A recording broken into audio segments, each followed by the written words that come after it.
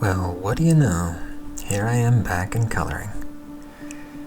So in other videos that I've seen, following the method other people have used, they start with a new layer and they begin coloring using a very thin brush and then move on to a thick brush to fill it in. I wasn't worried about pulling out the eraser when I needed to, and I came up with this result. I used that mid-tone color that I chose, and anytime I wanted to add the highlights and the shadows for the color that you'll see I add on the left side there in those swatches I'm adding, I always went in a bit of a diagonal path in the color box.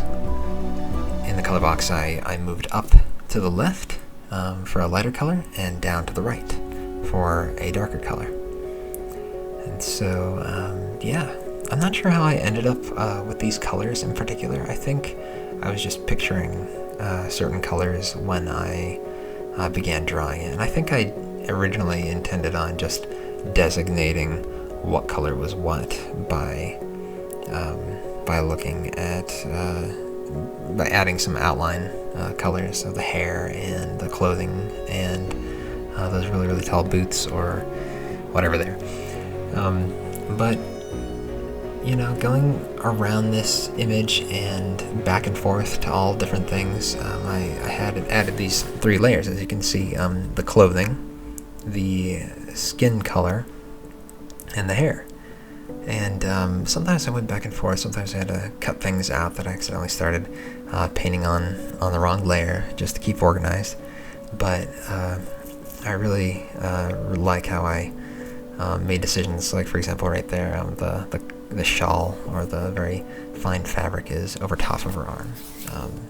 And in this green, you know, I intended to not have just green, but to have like an amber look to it. And you'll see up close when you're really, I think way too close here, it looks really pixely and kind of lizard-like. But once I added more shading over the eyes, it looked significantly better. I'm sure I could have made it more realistic eventually, and maybe I'll go back and touch it up a smidge. But yeah. So this is an interesting shading brush I ended up using. It's very textured, and so it has this kind of, I don't know, crayon-y or charcoal-y look to it. And I think right around this point, I thought, boy, this does not look good. I don't know what I'm doing with shading, and I just was not prepared for how uncomfortable it would feel right off the bat. I just thought, boy, that does not look realistic at all. But I kept with it, and I decided to go after those details that were more satisfying, right? And, you know, keeping my color swatches organized, I thought would be important. Maybe it wasn't. Maybe it was. I don't know. But I sure spent a lot of time now that I look back on it. But the most satisfying things were adding shading over and over again. Having a hair layer that I could always return to when I thought, you know, boy, that should stand out more. It needs to pop out more. You know, adding that highlight, boy, that was really satisfying. At first I thought it was, you know, a little too flat, and then I come back to it later. I added a new layer, a shading copy layer, and kept fiddling around with it. I ended up just creating, instead of copying the shade layer, I created a new layer, shade 2. You see there on the upper right of the layers menu, and I kept going back and forth with what this is going to look like. I was afraid I was getting a little too line arty again with the face, and then, you know, the shading, I couldn't get a good feel for what kind of brush or pressure I needed to make this look natural. But boy, there were so many parts here where, as an artist, you know, you're looking at your progress and you're thinking to yourself, man, this is not turning out anything like I wanted it to. Oh no. And I think my biggest lamentation was that I love so much the look of a sketchy, rough drawing, and so to see me add color on top of it and to lose my sketchiness was kind of disappointing. And so I stuck with it. I endured an hour and a half to make this work. Some satisfying things were adding the highlights and shadows to these lips right here. Check out those highlights. Really, really satisfying. And like you saw just a moment ago, there was darker spots on the hair that I added. And here's the blush. Oh, this is totally working. I loved adding this blush. It works, of course, on the cheeks. I put it on the arms and the legs. I thought it was really important to add a different sense of color. There's some depth added there. Definitely on the tip of the nose. That's a popular thing I just noticed, and what other artists do is adding that hint of blush there. And here I am, working with my blacks and adding shade. I began to add shade that was really sketchy looking, and I'm really not thrilled with myself doing that. I feel like I should have done something that blended a little bit better. But anytime I did add too much lines or too much dark shade on my shade 2 layer, I just took a very soft, much larger eraser brush and just sort of smoothed it away and made that work. I think I probably could have planned a little bit better, but I noticed that every time I snapped out to see the full view, it looked better from a distance. And I think that's where, like I said in one of my last videos, it's important to not be a pixel peeper and to look too closely and to worry about things on a micro scale and just look at things from a larger perspective. Boy, that's a good lesson for life, now that I think about it. But I kept returning back and forth to different things. I probably accidentally removed some things that I didn't mean to and had to go back in and touch them up again. But I think that's all part of the process. You never can control an eraser in real life quite perfectly, and it's never small enough and detailed enough, and can never erase things so completely as you can in Photoshop.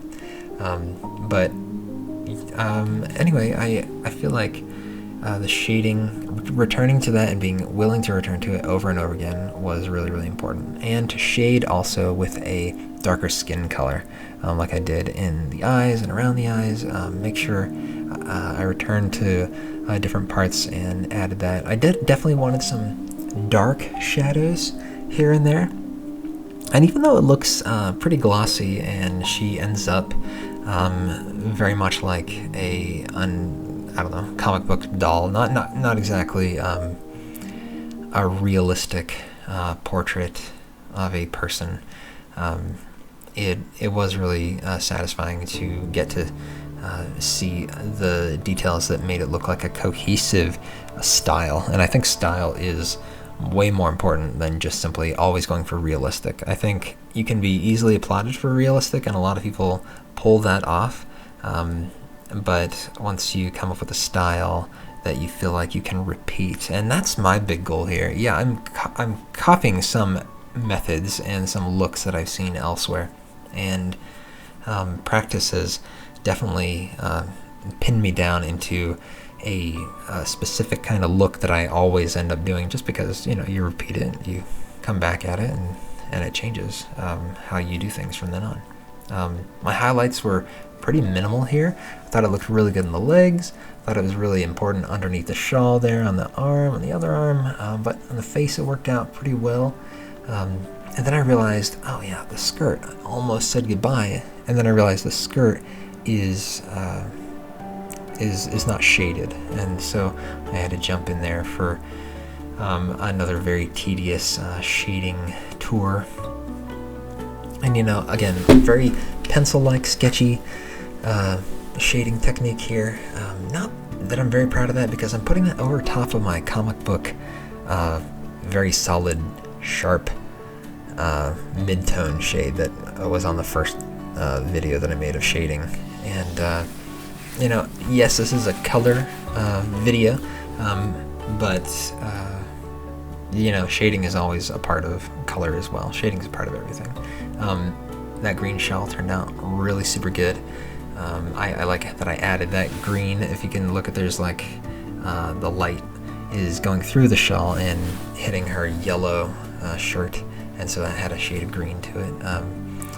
And I let things be kind of messy. I got to erase some things to make it look a little bit more natural and cohesive, and there you have it. So this is it. This is what she looks like. I think I'm probably going to do one more video where I do a background, because I'm terrible at backgrounds, just like I thought I was terrible at color, and look at me go. I'm on a bit of a roll here. But anyway, I'm going to leave it here and ask you to pretty please subscribe and share it with other friends and artists that may find this helpful. If you have any tips, of course, I'd like to learn from you, because I'm only a Photoshop painter, a handful of times now, and really only got into it over the last 2 or 3 months. And I'm happy to be able to do more of this. I'm sad that the reason is because we're all hiding from the virus right now and trying to protect all those that are at high risk. But I hope that everyone out there stays really safe, really healthy, and take care. We'll see you next time.